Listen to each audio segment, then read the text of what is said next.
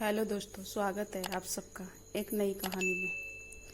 पौराणिक कथाओं के अनुसार कई लोगों ने अपनी मनोकामना पूर्ति के लिए कठोर तपस्या करके भगवान को प्रसन्न किया और उन्हें अपनी कड़ी तपस्या का फल भी प्राप्त हुआ। ऐसा ही एक नाम है माता पार्वती। वह शक्ति का ही रूप है। सती का ही दूसरा जन्म माता पार्वती के रूप में हुआ था। आइए जानते हैं किस प्रकार भगवान शिव ने उनकी परीक्षा ली।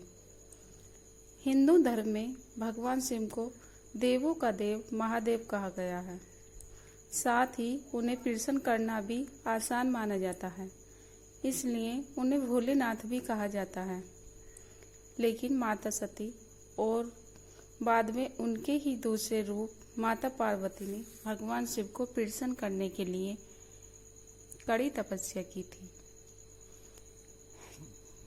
कैसे माता पार्वती ने भगवान शिव को कड़ी तपस्या से प्रसन्न किया? कौन है पहली पत्नी? माता सती भगवान शिव की पहली पत्नी है। वह प्रजापति दक्ष की पुत्री थी।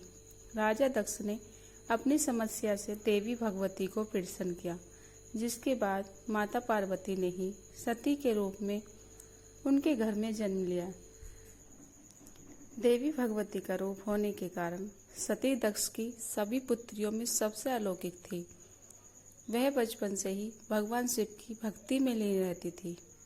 सती ने भगवान शिव को अपने पति के रूप में पाने के लिए सच्चे मन से उनकी आराधना की थी।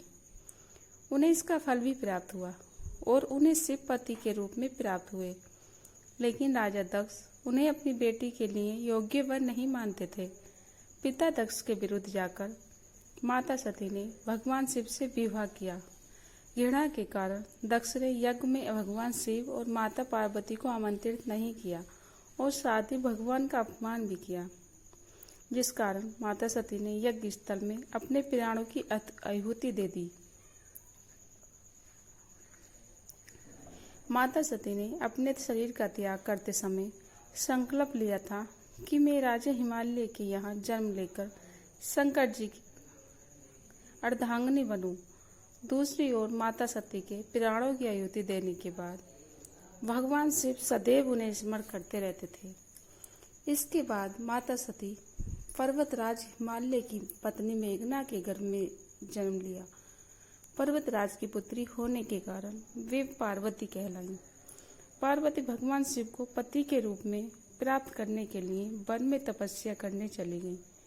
उनके वर्षों तक कठोर उपवास और घोर तपस्या के बाद भगवान शिव ने उनसे विवाह करना स्वीकार किया।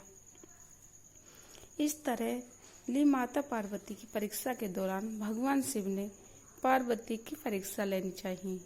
उन्होंने परीक्षा लेने के लिए सप्त ऋषियों को पार्वती के पास भेजा।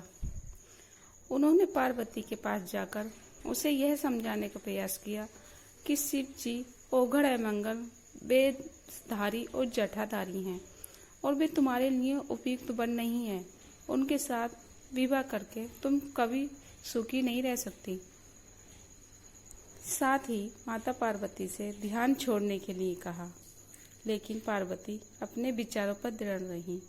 उनकी दृढ़ता को देखकर सप्त ऋषि अत्यंत प्रसन्न हुए और उन्हें सफल मनोरथ होने का आशीर्वाद देकर शिव जी के पास लौट आए। पार्वती के दृढ़ निश्चय के कारण महादेव उन्हें पति के रूप में प्राप्त हुए।